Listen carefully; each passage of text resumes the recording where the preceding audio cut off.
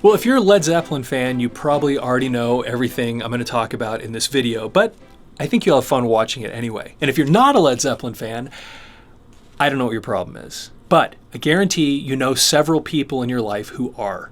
And if you know the things that I'm going to talk about in this video, you'll be pretty cool to them. So, what I'm going to talk about today is one of Led Zeppelin's most famous songs that, while they were together, was never on an album. Okay, this is pretty fun, but I want to give you a little bit of backstory first. So in 1970, Led Zeppelin released their third album, and it was called Led Zeppelin 3. Now, to tell you a bit about this album cover, it's really cool. Peter Grant was their manager, and when he got their first record contract for them, he got one of the best contracts that had ever existed in the music business to date. They were given complete artistic control over what songs would end up on the album, and they were also given artistic control over the album artwork. And so as a result, they took advantage of that. And Led Zeppelin 3 is a really good example of what they did to take advantage of this opportunity to do these really cool, interesting things with their artwork. Now I'm going to show you this in Led Zeppelin 3. This one in particular has this, over here on the side, has this spinning wheel. And as you spin it, you'll see that the imagery changes on the cover. Why? I don't know. Then it actually opens up. There's all kinds of random stuff.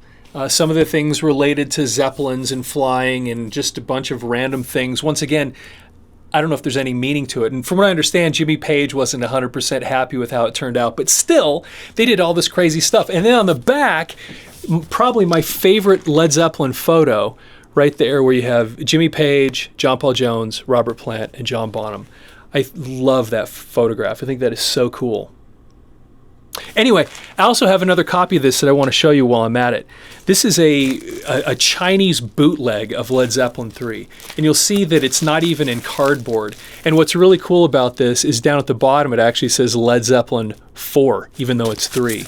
And on the back you'll see that it's written, if it's not Chinese, somebody tell me, but I'm pretty sure that this is Chinese. This is a Chinese bootleg of Led Zeppelin 3, and if you open it up and look inside, I've actually tried playing this thing and it sounds terrible. But even on the record itself, you'll see around the edges the Chinese writing. Okay, well, why am I showing you this? Well, in 1970, when they came out with Led Zeppelin 3, it was kind of a departure from what they'd done on their first two albums because it was very soft, acoustic. It had more folk feel to it. But it had one song that still had that rock feel that they had had prior to this, and it was a song called The Immigrant Song. Now, if you ever saw School of Rock, and you remember that scene where Jack Black is in the van with the kids, and he goes, go, go, go, go, go, go, go, go, go, go. Well, that song is The Immigrant Song by Led Zeppelin.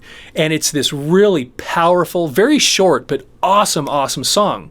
Now, Led Zeppelin, they weren't real big fans of releasing singles, but they still did it. They had to do a few of them anyway. And so they released, these are singles, for those of you too young to realize what these were little records that would spin at a different speed, and you'd put these, they had a bigger hole, and you had to have a little adapter, and they would release these singles. These were just individual songs that came off of a record. And you'll see right here that they released The Immigrant Song, right there, Led Zeppelin. This was the single that they released from Led Zeppelin 3. Now, why am I showing you this? Because on every one of these singles, they would have a song on one side, and a lot of times they would put another song from the album on the back side. Well, in this case, this one case, the only time Led Zeppelin ever did this, on the flip side of the album, they put a song called Hey Hey, What Can I Do? And that ended up being one of Led Zeppelin's most famous songs. It's one of my favorites. It's an awesome piece of music, and it starts off with this acoustic guitar, and it's really awesome. And you'll hear it on the radio, and it easily became one of their most famous songs, and it was never actually on an album. But it came out on the flip side of the single for The Immigrant Song. And interestingly, if you look at the small print down there, it actually says that it came from Led Zeppelin 3, which it did not. It was released at the same time on a single, but it was not on the album. So that was the only time while Led Zeppelin was together that they released a song that did not appear on an album. And it still ended up being one of their most successful songs. So the next time you're at a big event or a gathering, walk into the room and say, "Can anyone tell me the only Led Zeppelin song that was released during their career that was not on an album?"